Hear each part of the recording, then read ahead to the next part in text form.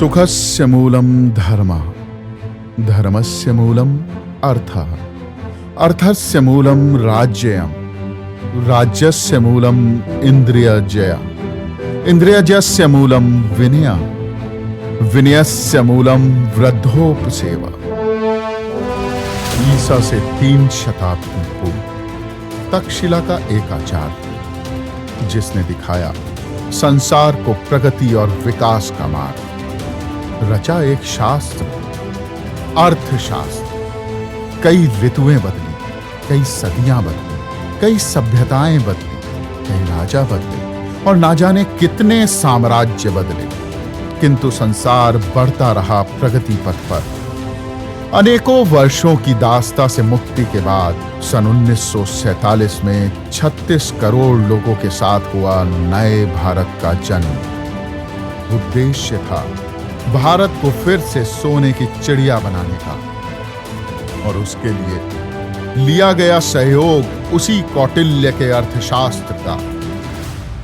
लगाए गए नए कर भारत के विकास के लिए, गरीबी को दूर करने के प्रयास के लिए, और करदाता इसी आशा के साथ कि जल्द पाएगा अपना राष्ट्र वो मुकाम कि चमकेगा सारे संसार में उसका नाम, देते गए सभी कर जो मांगे सरकारों ने। लेकिन क्या हुआ, आगे सुनिए। आजादी के 70 वर्षों बाद आया सन 2016। भारत की आबादी 36 करोड़ से बढ़कर पहुंची 132 करोड़। करदाता गरीबी को दूर करने हेतु निरंतर बढ़ाते गए अपना योगदान। लेकिन क्या हुआ इसका नतीजा?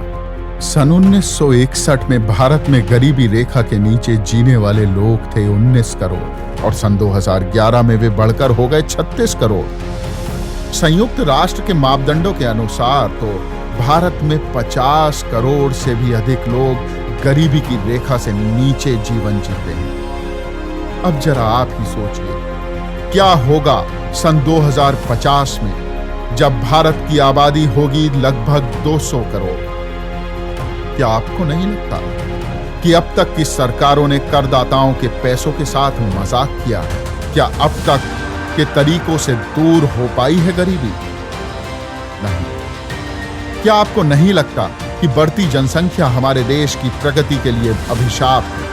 दुनिया के लगभग 2.5% भूभाग वाले हमारे देश में दुनिया की लगभग 17.5% आबादी रहती है।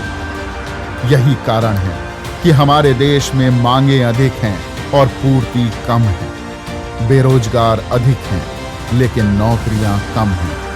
रोगी अधिक हैं लेकिन डॉक्टर व अस्पताल कम हैं। अशिक्षित अधिक हैं लेकिन अच्छे शिक्षक व विद्यालय कम हैं। भूख अधिक है लेकिन भोजन कम है।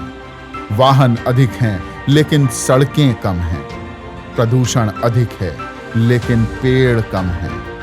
प्यासे अधिक हैं लेकिन स्वच्छ जल कम है।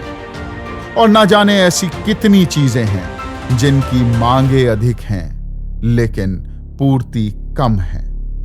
अब आप सोचिए, और कितना होगा करदाताओं का शोषण गरीबी हटाओ के नाम पर। क्यों नहीं रोकती सरकारें बढ़ती आबादी को? और यदि बढ़ती आबादी सरकार के लिए चिंता का विषय नहीं है, तो सन 1974 से आज तक क्यों खर्च किए सरकारों ने करदाताओं के लगभग 2 लाख करोड़ रुपए परिवार नियोजन के नाम पर? आप खुद सोचिए।